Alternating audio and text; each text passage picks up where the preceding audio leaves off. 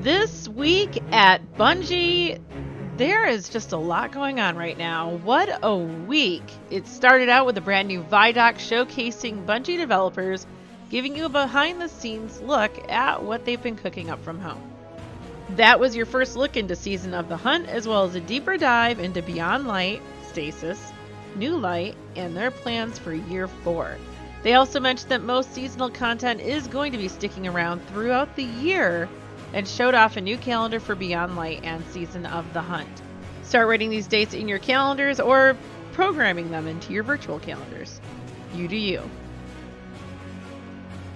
Progression changes. The start of any new Destiny expansion begins with a power climb as you experience the campaign and play through the story missions. After finishing that up and completing some additional quests and activities, you're usually around what we all call the soft cap, and will need to start earning powerful rewards to continue to increase power so you can tackle some of the more aspirational activities in the endgame. After you reach the hard cap, then there is an additional 10 power that you can earn through earning pinnacle rewards if you choose to hit the pinnacle cap. Here are the new power caps you are aiming for when the next season begins on November 10th. The soft cap will be at 1200, hard cap at 1250, and the pinnacle cap at 1260. When you first log in next season, all your weapons and armor will be at 1050 power or higher. If you have anything already over 1050, it will be unchanged, and anything under will be brought up to 1050. All new players will start at 1050 as well. Powerful reward changes. Bungie has heard a lot of feedback from players for more opportunities to earn powerful rewards from the activities you enjoy most. They have a change coming that will allow you to have a chance to earn powerful rewards from strikes, Gambit, Crucible, and from seasonal drops all the way up until the hard cap. It will still be much quicker to continue to complete all the powerful reward sources each week, but if you just want to play strikes or Crucible matches all day every day, you can continue to earn powerful rewards. Bungie hopes this helps you to continue increasing your power during the period when you are still close to the soft cap, and may find completing some of the powerful sources like the Ordeal very difficult.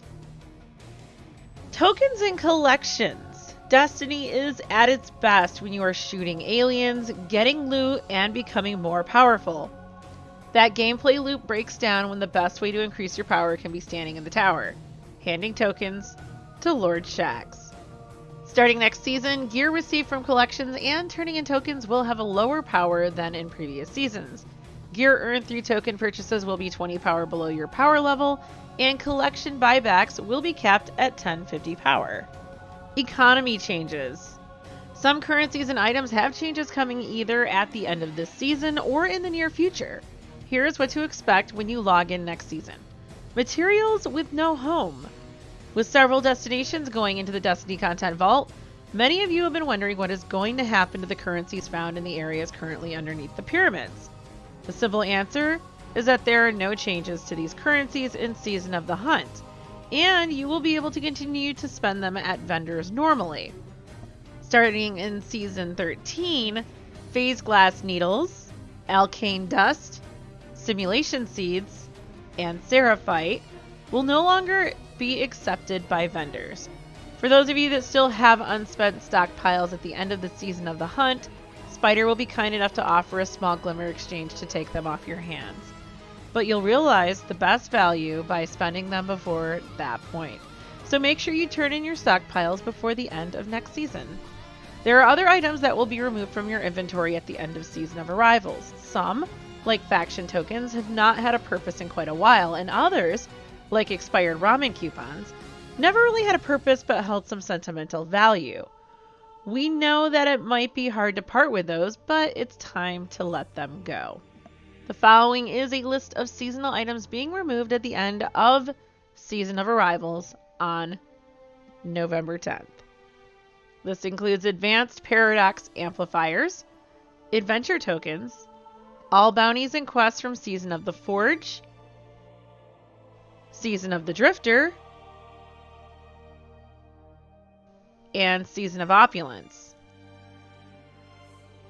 All ritual and pinnacle weapon quests. The gear will become available in our Monument to Lost Lights Exotic Archive.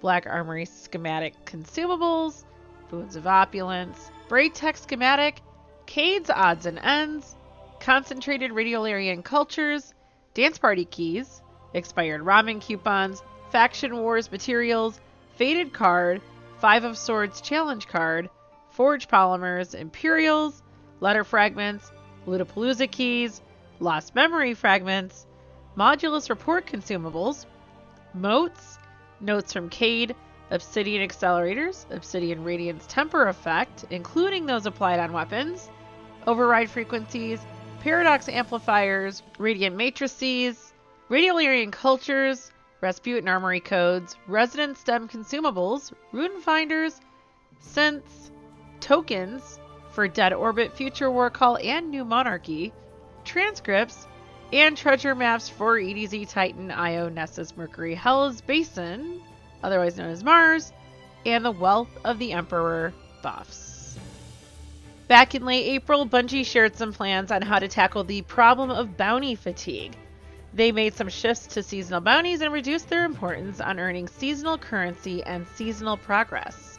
They're happy with these changes, but still want to continue to improve the bounty system overall. One of the plans they previewed was to eventually replace weekly bounties with a new mechanism to provide players with a set of non-expiring and account-scoped objectives each week that will grant lots of season rank progress.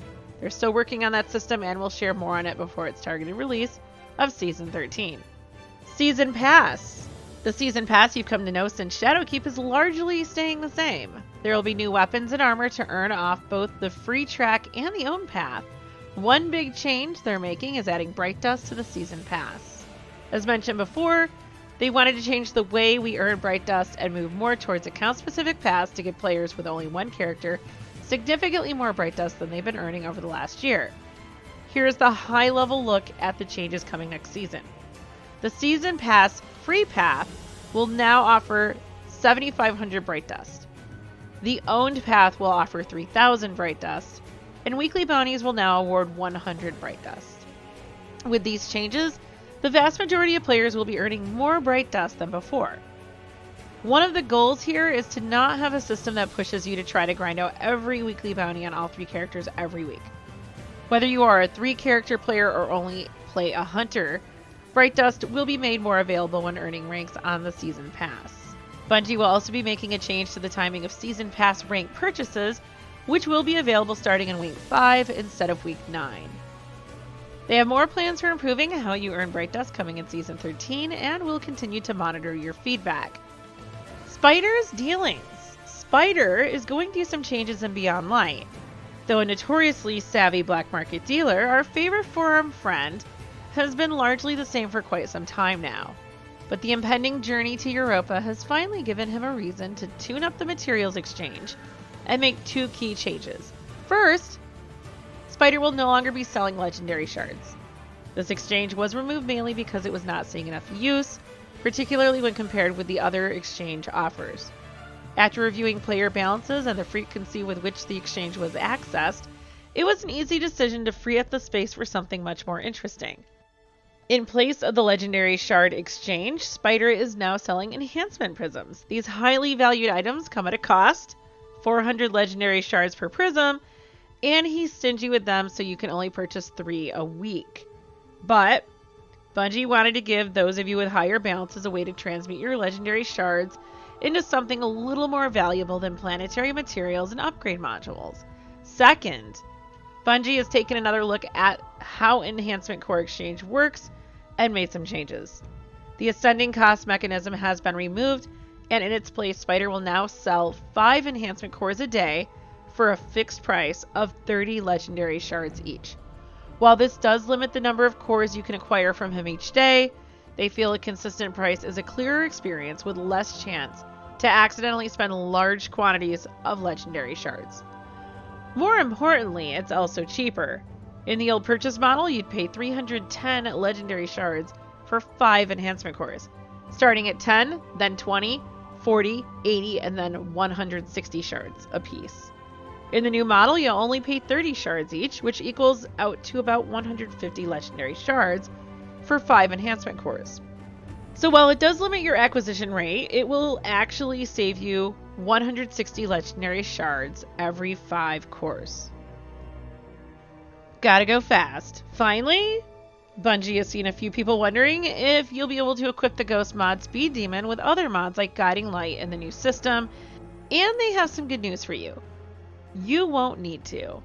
Starting in Beyond Light, all sparrows, both legendary and exotic, will innately summon instantly, even without the Transmat Preloader perk. As a result, there is no need for a Ghost mod to impact this functionality, so Speed Demon was not carried forward into the new system. If you're already driving around a sparrow with a Transmat Preloader, you can keep using it and it will work fine. Or you can pull it from collections again and get 2 new perks. Newly created sparrows will no longer roll on Transmat Preloaders, so you have a chance to get yourself an extra perk and still retain that instant summon speed. Hop on that newly instant summoning sparrow and zip on over to check out Spider's new offers. He's ready and waiting to wrap those 4 greedy arms around some of your wealth and make you a deal you can't refuse. Starting in Season of the Hunt, Bright Engrams will now contain all Eververse content from Season 1 to 3 seasons prior to the current season, excluding content from special events like Festival of the Lost, The Dawning, etc. Here are some practical examples. Season 12. Bright Engrams contain all content from Seasons 1 through 9. In Season 13, all Bright Engrams would contain all content from Seasons 1 through 10. As always, as you open more Bright Engrams, your chances for earning things you don't own increases. There will be instances of duplicate drops, but the engram will be weighted to grant you things you might be hunting. World activities. When Beyond Light and Update 3.0.0 release on November 10th, 2020, some world activities will be removed. These removals are not related to the Destiny content vault, but are general game updates. Players should complete any activities and quests they have left if they want to claim rewards from them. These include flashpoints. Weekly engrams should be claimed before November 10th or they will be removed. All destination adventures. And world quests from Year 1 locations such as Enemy of My Enemy, Exodus Black, and Data Recovery. 14-hour downtime on November 9th. Destiny 2 will be taken offline for maintenance. Maintenance will begin at 7 p.m. Pacific Time, that is 10 p.m. Eastern Time, and ending on November 10th at 9 a.m. Pacific or noon Eastern. PlayStation 4 Collector's Edition codes. Earlier this week, Bungie informed PlayStation 4 players who purchased the Destiny 2 Beyond Light Collector's Edition that they may have received an email about a possible account lockout if they use their Collector's Edition codes. The issue resulting in account lockouts for early code redemption has now been resolved, and players can now safely redeem their codes prior to November 10th. Titles and seals. With Moments of Triumph and Season of Arrivals coming to a close, players are strongly encouraged to claim and equip the titles located in their seals so that they will correctly count as claimed. Known issues?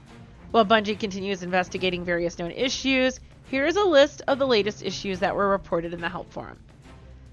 The Warlock's top tree on the Dawnblade subclass can trigger the Icarus Dash cooldown when playing on PC. Players can't dismount from their Sparrow using the dismount button on a controller if their Ghost is out. And some players report that they're receiving the baboon error more frequently. Next week, Bungie will have a preview of some of the patch notes coming with the big update on November 10th. They want to leave plenty for us to discover on our own in Beyond Light and Season of the Hunt, and are excited to let the game do the talking. But we'll still check in next week for one last TWAB before launch. I'm Diebear. If you like this video, please like, share, and comment. Don't forget to click the subscribe button and the notification bell below to be notified when new videos are posted. You can also find me on Twitch, Discord, and other social media. Links are in the description below.